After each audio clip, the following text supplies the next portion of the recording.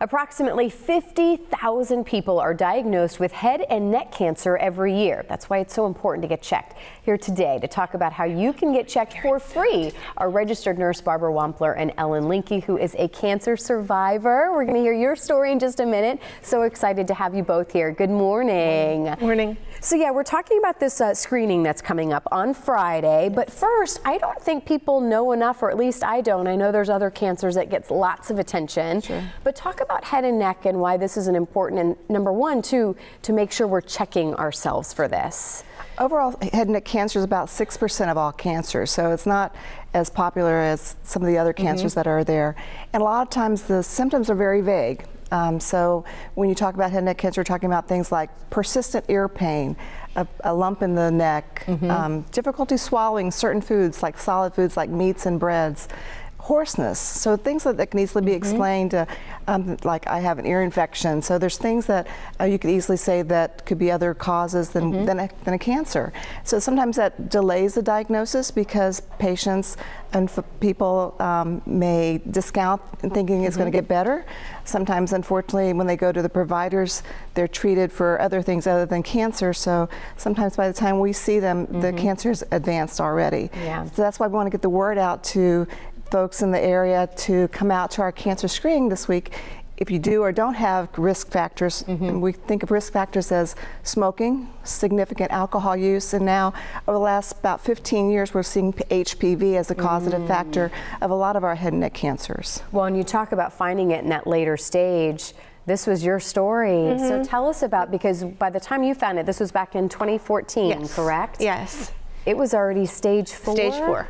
Yes. And what's so crazy about your story is you literally were checking yourself. I was checking my neck. I found a lump, and like everybody, oh, it's just a lump, you know, not thinking to do anything.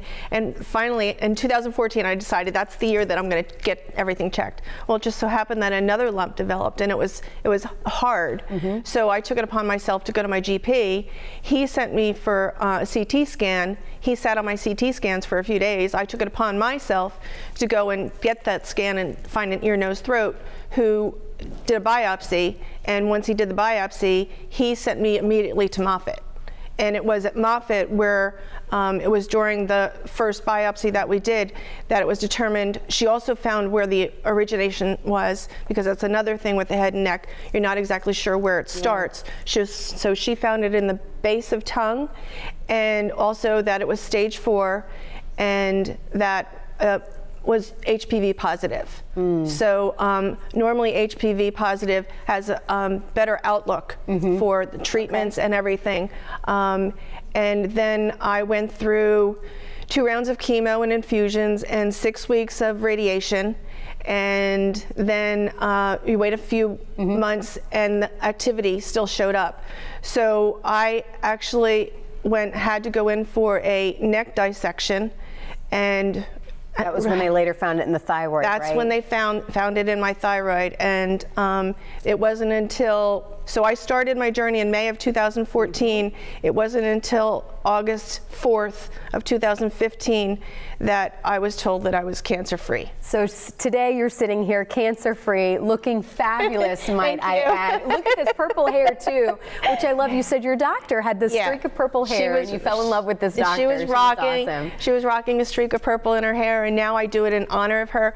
And actually, with me wearing the purple hair, a lot of people go, "Oh, we love it." I'm like, it's in honor of my doctor, my cancer surgeon, and also head and neck. You know, I'm lucky to have Moffitt here. And if I would have known back then what I would have gone through, I would have gone to the head and neck clinic that they're offering. And I love that she said you have to be your own health advocate. You know, you're going to be the best advocate for yourself than anybody else. All right, so as we wrap up, free screening, they can get that this Friday, correct? This Friday, which is the 7th, from 8 till noon at the Magnolia campus, University of South Florida campus, Moffitt Cancer Center, the Head and Neck Clinic. It's a walk-in, no appointment needed, and we hope everyone will come out and get screened. All right, and then hopefully we have success stories from here on out. Thank you so much for being here. Thank you for sharing your story. We appreciate it.